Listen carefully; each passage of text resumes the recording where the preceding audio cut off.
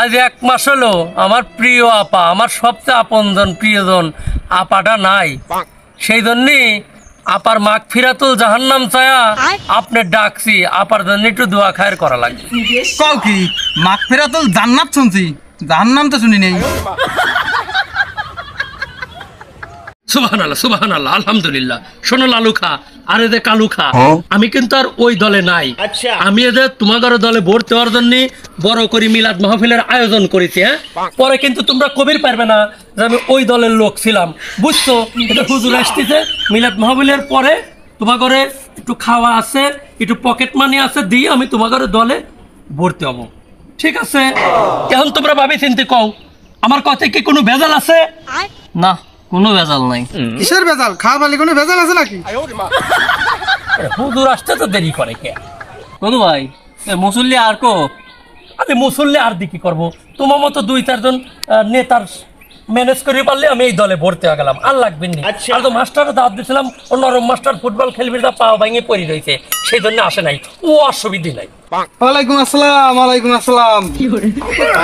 দেখছো কি হুজুরের দাওয়াত করে সালাম কালাম দিলাম না, ওয়ালাইকুম আসসালাম কা বসে বললো। হে হুজুর, এ তোমার সালাম দিল কিনা? তুমি ওয়ালাইকুম আসসালাম কা বসে বলে। বোঝো না কে, আমি হলো হুজুর মানুষ, আমার কি সালাম দেওয়া লাগে নাকি? আমি অটো ওয়ালাইকুম আসসালাম। ও এই ব্যাপার তো বুঝলাম, তুমি অটো হুজুর। এটা তুমি বাচ্চা বগলে করে নিয়েছো কে? আরে পাগল, বোঝো না কে, এটা কি বাচ্চা? এটা হলো ফ্যান। দেশে যে গরম পড়তেছে, তারপর রাজনীতি গরম, এই জন্য তো ফ্যান নিয়েছি। হুজুর এটা আপনি ভালো কাজ করছেন, অসুবিধা নাই, ফ্যানটাই দিক দেন। শালার ফ্যানটাই তো কটি খা গেলাম, কি করি কি করি। এ হুজুর এত মহিষ হয়ে আর দিক কি ভাবতিস? ফ্যানটাই দিক দাও। ফ্যান তো নষ্ট রে বাপু। এ সুসি হুজুর, এ মিথ্যে কথা কইছো কে? দাও ও তো ফ্যান ঘুরে, এদিক দাও। আরে গুললে কি হবে, বাতাস লাগে না। এ হুজুর বাতাস লাগার কি আছে, ফ্যানের দিক দাও। আচ্ছা আচ্ছা ঠিক আছে ঠিক আছে, কি উপলক্ষে মিলাদ তাই কও আগে। আর কবেন না হুজুর, কি যে কব। আজ 1 মাস হলো আমার প্রিয় আপা, আমার সবচেয়ে আপনজন প্রিয়জন আপাটা নাই। সেই জন্যই আপার মাগফিরাতুল জাহান্নাম চায়া আপনি ডাকছি, আপার জন্য একটু দোয়া খায়ের করা লাগবে। কও কি মাগফিরাতুল জান্নাত শুনছি, জাহান্নাম তো শুনি নেই। এ হুজুর তোমার শোনা লাগবে না, অসুবিধা নাই, তোমার হাদিয়া বাড়া দেবো না, তুমি ওই অ্যাঙ্গেলেই মোনাজাতটা করো। হ্যাঁ আলহামদুলিল্লাহ, হাদিয়া বাইরে গেল। এই সবাই মোনাজাতের হাত তোলো, হাত তোলো সবাই। আল্লাহ আল্লাহ। আপনজন হারানোর যে বেদনা, সে আমার থেকে ভালো কেউ জানে না।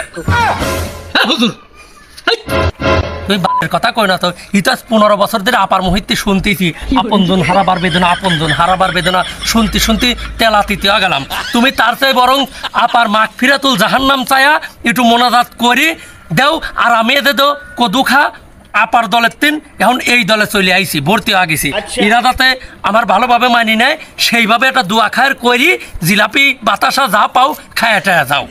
এই সবাই হাত তোলো। আল্লাহ। এ হুজুর থামেন, মোনাজাত বেশি টাইম বাড়ায় না, ডাইরেক্ট জাহান্নামে পাঠা দেন, ক্ষুধা লাগছে।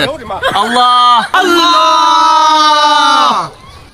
আপার তুমি গণহত্যার দায়ে মাগফিরাতুল জাহান্নাম দান করো। আমিন। কি রে কদু জিলাপি করে তাড়াতাড়ি নিয়ে আয়, ঈদের জ্বালায় মুসল্লি গরে পরাণ বুঝি জ্বলিয়ে যায়। জিলাপিও নাই বাতাসাও নাই, খিচুড়ি তো আমি না দি নাই, 2-3 মিনিট মিলাদে আইছি, তোমরা করতেছ খালি খাই খাই। মিলাদে সুরে কইছ কথা, মনে করছে আমরা বুঝি নেই, সবে বুঝছি সবে শুনছি, বুঝবা এবার ঠেলা খান। কালো তুই কি বুঝিবি? তাতে খিদি লাগছে তোর, ঠেলা ঠেলি যা খাওয়ার তুই খা, আমার তোর মতো খিদি লাগে নাই।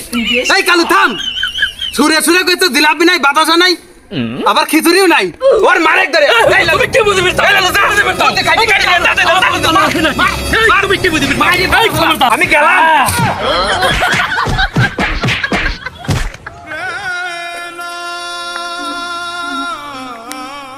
হ্যালো আপা, আমি শক্ত আছি, প্রচুর শক্ত।